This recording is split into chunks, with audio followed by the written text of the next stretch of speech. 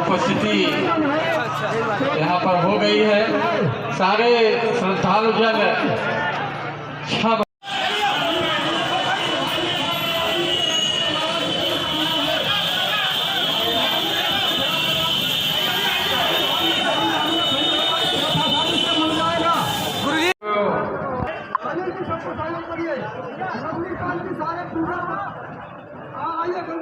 उपस्थिति यहाँ पर हो गई है। सारे श्रद्धालु जन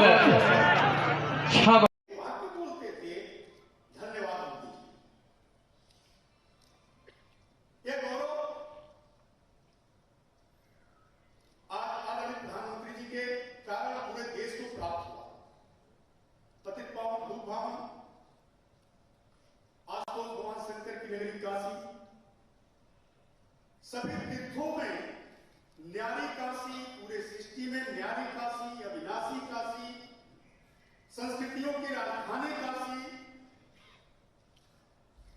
पूर्ण तीर्थ के रूप में पहचान रखने वाली काशी, जहां पर द्वादश ज्योतिर्लिंग भी विराजमान है, द्वादश आदित्य भी विराजमान है। प्रधानमंत्री मोदी जी के सत प्रयास और उनकी प्रेरणा से मूर्ति आई और ये मूर्ति यहां पर स्थापित हो रही है। ये हमें एक नई प्रेरणा देगी। हमारे अपनी आध्यात्मिक और धार्मिक परंपराएं हमारी अपनी हैं, लेकिन वर्तमान और आने वाली पीढ़ी के लिए प्रेरणा भी होगी। पहले यहां से जाता था, चोरी हो जाता था, हमारी विरासत गायब हो जाती थी, आस्था आहत होती थी।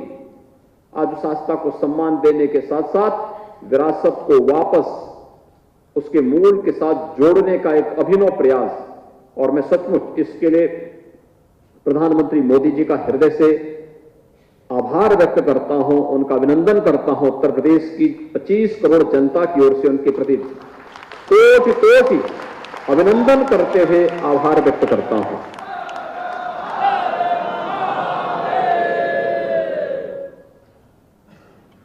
एक असामान्य कार्य, एक अभिनंदनीय कार्य, हर एक भारतीय के लिए अनुकरणीय उदाहरण। यद्यपि प्रधानमंत्री मोदी जी ने देश को एक नई दृष्टि दी है, एक भारत श्रेष्ठ भारत की परिकल्पना को साकार किया है। भारत के वैदिक उद्घोष सर्वे भवन्तु सुखिनः सर्वे सन्तु निरामया के उद्घोष को एक सामान्य भाषा में सबका साथ, सबके विकास, सबके विश्वास और सबके प्रयास के साथ जोड़ करके उन्होंने वैदिक उद्घोष को बहुत सहजता, सरलता के साथ, लोक भाषा के साथ जोड़ करके उसको मूर्त रूप दिया। हर गरीब के घर में शौचालय बने, हर गरीब को जिसके पास आवास नहीं एक एक आवास मिले, हर गरीब के घर में भी बिजली का लट्टू जले और उसके घर में रोज दीपावली मनाया जाए, हर गरीब को फ्री में राशन की व्यवस्था मिले, हर गरीब को फ्री में स्वास्थ्य की सुविधा, निरोगता की कामना हो, आरोग्यता प्राप्त हो, हर गरीब को शासन की योजनाओं के साथ जोड़ करके, क्या गांव, क्या गरीब, क्या किसान, क्या नौजवान, क्या महिलाएं, समाज के प्रत्येक तबके को बिना जाति, बिना मत, बिना मजहब, बिना क्षेत्र, बिना भाषा जाने भारत का वासी है, उसको भारत की सुविधा पर पूरा अधिकार होना चाहिए और उसको शासन की सुविधाओं के साथ जोड़ा जाना चाहिए। विकास की इस नई संकल्पना को देने वाले, भारत को दुनिया के सामने समृद्धतम राष्ट्रों की श्रेणी में खड़ा करने वाले, भारत की आंतरिक और बाह्य सुरक्षा को सुदृढ़ता प्रदान करने वाले और भारत को दुनिया के सामने पूरी धमक के साथ भारत की उपस्थिति को प्रस्तुत करने वाले, भारत की आस्था का सम्मान करने वाले, भारत के आन बान शान की रक्षा हर सम विषम परिस्थितियों में करने वाले और कोरोना महामारी के दौरान जीवन और जीविका को बचाने का सबसे बेहतरीन प्रबंधन करने वाले यशस्वी प्रधानमंत्री मोदी जी का मैं इस अवसर पर हृदय से अभिनंदन और आभार व्यक्त करता हूं।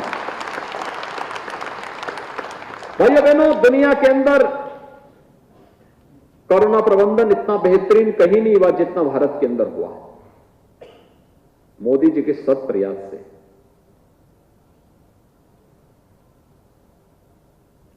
किसी भी महामारी के दौरान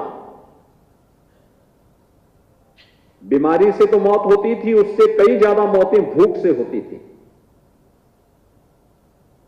और अब तो साक्षात मां अन्नपूर्णा को ही लेकर के आ गए।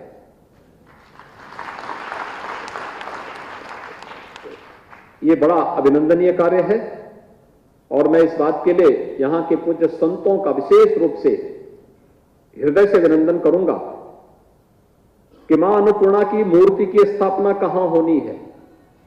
इसके बारे में जब चर्चा चली तो हमारे महंत शंकरपुरी जी महाराज से मैंने चर्चा की थी, नीलकंठ जी से भी चर्चा हुई, नीलकंठ जी ने भी उनसे चर्चा की। उन्होंने कहा मां अन्नपूर्णा तो सर्वत्र विराजमान है और अच्छा होगा, यह एक विरासत है, इस विरासत का संरक्षण हर हाल में होना चाहिए आने वाली पीढ़ी को बताने के लिए कि हम भी प्रेरणा प्राप्त कर सकते हैं। और इसलिए अच्छा होगा काशी विश्वनाथ धाम में ये मूर्ति स्थापित हो, वहीं पर स्थापित हो। मां अन्नपूर्णा तो अपने धाम में है ही। शंकरपुरी जी महाराज के पूज्य गुरुदेव महाराज जी आज नहीं है, विगत दिनों वे ब्रह्मलीन हुए, उनका बना सानिध्य और आशीर्वाद प्राप्त था। और उस समृद्ध परंपरा को आगे बढ़ाते उन्होंने बड़े विश्वास के साथ कहा कि मैं तो उस कार्यक्रम में रहूंगा, सारे कार्यक्रम स्थगित। आप सभी पूज्य संतों के सानिध्य में, विद्वज्जनों के सानिध्य में, काशीवासियों के सानिध्य में प्रधानमंत्री जी की प्रेरणा और उनके सत्प्रयास से 108 वर्ष पहले अनुमान कर सकते हैं, 108 वर्ष पहले ये मूर्ति यहां से कनाडा चली गई थी, आज वापस भारत आई है और भारत आकर के आज देवोत्थान एकादशी के दिन काशी विश्वनाथ धाम में स्थापित हो गई है। यह हम सबके लिए गौरव की बात है। लेकिन पिछले 4 दिनों के दौरान दिल्ली में जब मूर्ति उत्तर प्रदेश सरकार को प्राप्त हो रही थी तो हम लोगों को यह था कि कार्यक्रम 4 दिन में हम लोग मूर्ति को लेकर के आ जाएंगे, दिन में 4 घंटे 6 घंटे यात्रा चलेगी, फिर विश्राम, रात्रि विश्राम और फिर अगले दिन सुबह चलेंगे, फिर हर दिन का यह कार्यक्रम रहेगा। आज प्रातः में देख रहा था, मैं कल सायंकाल को यहां पहुंच गया था। कल मैंने शाम को दिल्ली वहां पे लखनऊ में फोन से नीलकंठ जी से बातचीत किया। मैंने कहा नीलकंठ जी कहां हैं? तो उन्होंने मुझे शाम को बताया कि 5 बजे मेरी बातचीत हुई तो उन्होंने कहा कि मैं अभी प्रतापगढ़ में हूं और प्रतापगढ़ से चलते चलते चलते चलते चलते कल सुबह लोग चले थे अयोध्या धाम से और आज सुबह 6 बजे मैं सर्किट हाउस में देख रहा था कि सर्किट हाउस से लोग 6 बजे निकल रहे थे। याद करिए कितना श्रद्धा के साथ लोग मरे थे। जब दिल्ली से भी मूर्ति चली थी उस समय भी नीलकंठ जी वहां पे, और जब वहां से इस शोभा यात्रा निकली उन्हें 3 बजे अपराह्न में गोपाष्टमी के दिन 11 नवंबर को सौरोधाम कासगंज में पहुंचना था। 3 बजे नहीं पहुंचे,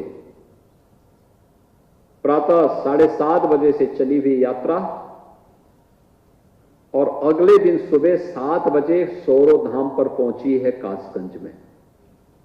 आप अनुमान कर सकते हैं दिल्ली से सौरोधाम आने पर सौरोधाम से फिर कानपुर तक आने में, कानपुर के लिए मैंने पूछ रहा था मैं कहां तक यात्रा है, कहां पर शोभा यात्रा चल रही है। सुबह 5 बजे वहां पहुंची। ऐसे अयोध्या धाम जब चली थी तो मैं कल भी परसों पूछ रहा था कहां पे यात्रा है। रात्रि में 11 बजे 12 बजे पूछता था, चल रही है। 1 बजे भीड़ लगी है। कल सुबह 5 बजे अयोध्या धाम पहुंची और मैं रात्रि को 11 साढ़े 11 बजे के आसपास मां दुर्गा कुंड में गया था, वहां मंदिर में गया था दर्शन करने के लिए और यह स्थान देखने के लिए कि कहां पे मूर्ति रखी जाएगी। रात्रि में जब मैंने 11:30 बजे फोन किया तो पता लगा कि अभी तो ये लोग जौनपुर भी नहीं पहुंचे हैं। और मैं जिससे पूछता था, हमारे विधायक गण थे, मंत्री गण थे, मैं इनसे पूछता था कितने बजे तक मूर्ति आ जाएगी। ये लोग कहते थे बस अभी 2 घंटे में, अभी 2 घंटे में। मैं शाम को जब यहां पहुंचा 8 बजे, तब भी मैंने पूछा भी मूर्ति काशी में कब तक प्रवेश करेगी। हाँ अभी 2 घंटे में। मैंने 2 घंटे के बाद फिर पूछा कब, अभी 2 घंटे में। अरे हमने कहा कितने घंटे का 2 घंटा होता है। आप देख सकते हैं ये जनमानस का कितना अपार आस्था, क्या श्रद्धा बढ़ती हुई दिखाई दे रही थी, अभिनंदनीय है। और आज प्रातः काल से मैं देख रहा था कैसे उमड़ती हुई भीड़। और मैं धन्यवाद दूंगा धर्मार्थ कार्य विभाग को भी, और इसके साथ निरंतर पिछले 4-5 दिनों से जो कार्यकर्ता, जो स्वयंसेवक साथ में लगे थे, बिना थके, बिना रुके, बिना झपके वे कार्य कर रहे थे। क्या साथ में चलने वाले जो हमारे